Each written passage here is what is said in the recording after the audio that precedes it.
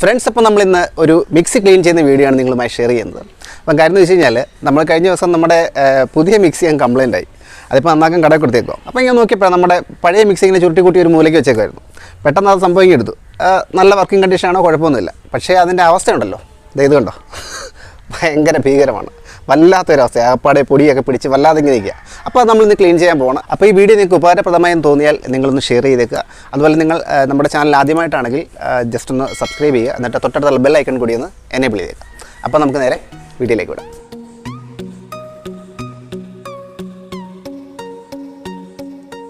Friends, ഇപ്പോൾ നമ്മുടെ മിക്സിയുടെ അവസ്ഥയൊക്കെ ഉണ്ടല്ലോ, ആകെ മൊത്തം പൊടിയൊക്കെ പിടിച്ച് കുളമായിട്ടിരിക്കുകയാണ്. ഇപ്പോൾ ഇത് ക്ലീൻ ചെയ്യുന്നതിന് മുമ്പായിട്ട് നമ്മൾ ശ്രദ്ധിക്കേണ്ട ഒരു കാര്യം എന്ന് വെച്ച് കഴിഞ്ഞാൽ, നമ്മൾ ക്ലീൻ ചെയ്യുന്ന സമയത്ത് വെള്ളമൊക്കെ കയറാൻ ചാൻസ് ഉള്ള ഭാഗങ്ങളൊക്കെ ഉണ്ടാവും.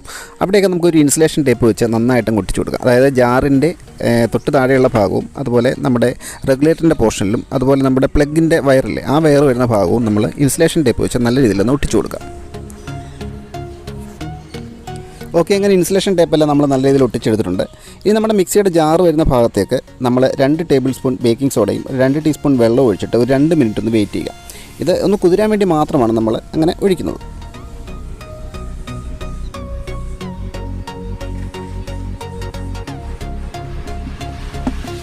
ഓക്കെ, അപ്പോൾ 2 മിനിറ്റ് ആയിട്ടുണ്ട്. ഇനി ഇതിലേക്ക് 2 ടേബിൾ സ്പൂൺ വിനാഗിരി കൂടി ഒഴിച്ചിട്ട് ഒരു 15 മിനിറ്റ് ഒന്ന് റെസ്റ്റ് ചെയ്യാൻ വെക്കുക. ഇപ്പം ഞാൻ ഈ ഒഴിക്കുന്ന വിനാഗിരിയുടെയും ബേക്കിംഗ് സോഡയുടെ അളവെന്ന് വെച്ചാൽ 2:2 എന്ന അനുപാതത്തിലാണ് ഒഴിച്ചേക്കുന്നത്. ഇപ്പം നിങ്ങളുടെ അഴുക്ക് ഇത്ര ഇല്ലെങ്കിൽ ഇത്ര ഒഴിക്കേണ്ട ആവശ്യമില്ല, 1:1 എന്ന അനുപാതത്തിൽ ഒഴിച്ചാലും മതിയാവും. ഓക്കെ, ഇനി നമ്മുടെ മിക്സിയുടെ മറ്റു ഭാഗങ്ങളിലേക്ക് അപ്ലൈ ചെയ്യാനുള്ള ഒരു കൂട്ടൊന്ന് തയ്യാറാക്കിയെടുക്കാം. അപ്പോൾ ഇതിനായിട്ടൊരു ബൗളിലേക്ക് 2 ടേബിൾ സ്പൂൺ ബേക്കിംഗ് സോഡയും 2 ടേബിൾ സ്പൂൺ വിനാഗിരിയും 1 ടീസ്പൂൺ ഡിഷ് വാഷ് ലിക്വിഡും കൂടെ ഒന്ന് ഒഴിച്ച് നല്ല രീതിയിലൊന്ന് മിക്സ് ചെയ്തിട്ട് ഒരു അടിപൊളി മിക്സ് ആക്കി ഒന്ന് മാറ്റിയെടുക്കാം.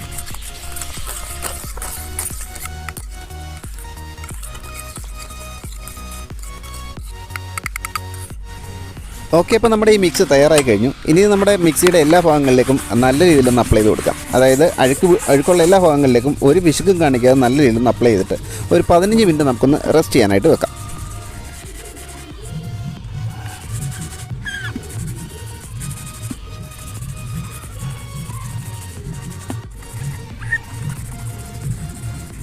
അപ്പം നമ്മുടെ മിക്സിയുടെ വയറിൽ നല്ല രീതിയിൽ ചെളി ഒഴുക്കൊക്കെയാണ്. അപ്പം ഞാൻ ഇതേപോലെ വയറൊന്ന് ചുരുട്ടി എടുത്തിട്ടുണ്ട്. ഇനി നമ്മുടെ ആ ബൗളിലെ ആ ഒരു സൊല്യൂഷനിലേക്ക് ഞാൻ ഇതേപോലെ ഒന്ന് ഇറക്കി കൊടുക്കുകയാണ്. അപ്പോൾ നമ്മൾ ഇറക്കി കൊടുക്കുമ്പോൾ ശ്രദ്ധിക്കേണ്ട ഒരു കാര്യം, അതിൻ്റെ പ്ലഗ് ഒഴിവാക്കിയിട്ട് വേണം നമ്മളിത് ഇറക്കി കൊടുക്കാൻ. അതുപോലെ നമ്മുടെ ഈ സൊല്യൂഷൻ എന്ന് പറഞ്ഞാൽ നമ്മൾ നേരത്തെ തയ്യാറാക്കി വെച്ച സെയിം സൊല്യൂഷനാണ്, ഒരു മാറ്റവുമില്ല. അപ്പോൾ ഇത് ഒരു 10 മിനിറ്റ് നമുക്കിതുപോലെ ഒന്ന് റെസ്റ്റ് ചെയ്യാനായിട്ട് വെക്കാം. ഫ്രണ്ട്സ്, ഇപ്പോൾ നമ്മുടെ മിക്സിയിലേക്ക് സൊല്യൂഷൻ അപ്ലൈ ചെയ്ത് വെച്ചിട്ട് ഇപ്പോൾ ഏകദേശം ഒരു 15 മിനിറ്റോളം കഴിഞ്ഞിട്ടുണ്ട്.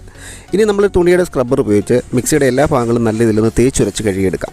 അപ്പോൾ സ്ക്രബ്ബർ ഉപയോഗിക്കുമ്പോൾ നിങ്ങൾ ശ്രദ്ധിക്കേണ്ട ഒരു കാര്യം, സ്റ്റീലിൻ്റെ സ്ക്രബ്ബർ ഉപയോഗിക്കരുത്. അപ്പോൾ അങ്ങനെയാണെങ്കിൽ സ്ക്രാച്ച് വീഴാൻ ചാൻസ് ഉണ്ട്. അതുകൊണ്ട് തുണിയുടെ സ്ക്രബ്ബർ തന്നെ നിങ്ങൾ പരമാവധി ഉപയോഗിക്കുക. അതുപോലെ മിക്സിയുടെ വയർ ക്ലീൻ ചെയ്യുന്ന സമയത്ത് നമ്മൾ സ്ക്രബ്ബർ ഉപയോഗിച്ച് ജസ്റ്റ് ഒന്ന് ക്ലീൻ ചെയ്തെടുക്കുക മാത്രമേ ചെയ്യുന്നുള്ളൂ. അവിടെ വെള്ളമൊന്നും ഉപയോഗിക്കുന്നില്ല. കാര്യം എന്ന് പറഞ്ഞാൽ അവിടെ പ്ലഗിൻ്റെ സെക്ഷൻ വരുന്നതുകൊണ്ടാണ് നമ്മൾ വെള്ളം ഒഴിക്കാത്തത്. അപ്പം മിക്സിയുടെ ഭാഗം ക്ലീൻ ചെയ്യാൻ മാത്രമാണ് നമ്മൾ വെള്ളം ഉപയോഗിച്ച് ക്ലീൻ ചെയ്യുന്നത്.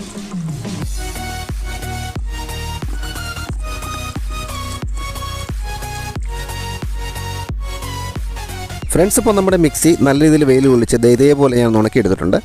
ഇനി നമ്മൾ നേരത്തെ ഒട്ടിച്ച ഇൻസുലേഷൻ ടെപ്പൊക്കെ അവിടെ നിന്ന് റിമൂവ് ചെയ്യുക. എന്നിട്ട് ആ ഭാഗത്ത് പറ്റി പിടിച്ചിരിക്കുന്ന അഴുക്ക് ഇതൊരു തുണി ഉപയോഗിച്ച് നല്ല രീതിയിലൊന്ന് തുടച്ചു കൊടുക്കുക. പിന്നെ ഈ കാണുന്ന ഗ്യാപ്പിലൊക്കെ ചെറുതായിട്ട് അഴുക്കുണ്ടാവും. ഇനി ഒരു ചെറിയ ബഡ്സ് ഉപയോഗിച്ച് ഇതേപോലെ നന്നായിട്ടൊന്ന് ക്ലീൻ ചെയ്തെടുക്കുക. അപ്പോൾ അങ്ങനെ ക്ലീൻ ചെയ്ത് മാറ്റുന്നതോടുകൂടി നമ്മുടെ ക്ലീനിങ്ങിൻ്റെ സ്റ്റെപ്പ് ഏകദേശം കഴിഞ്ഞെന്ന് തന്നെ പറയാം. ഇനി ശ്രദ്ധിക്കേണ്ട ഒരു കാര്യം, നിങ്ങൾ ഈ ചെയ്ത് കഴിഞ്ഞാൽ ഉടനെ തന്നെ നേരെ എടുത്ത് പ്ലഗ് ചെയ്യാനൊന്നും പോകരുത്. ഇതിലെ വെള്ളം എല്ലാം കംപ്ലീറ്റ് മാറിയതിന് ശേഷം മാത്രമേ നിങ്ങൾ ഇത് പ്ലഗ് ചെയ്തിട്ട് ഉപയോഗിക്കാൻ പാടുള്ളൂ.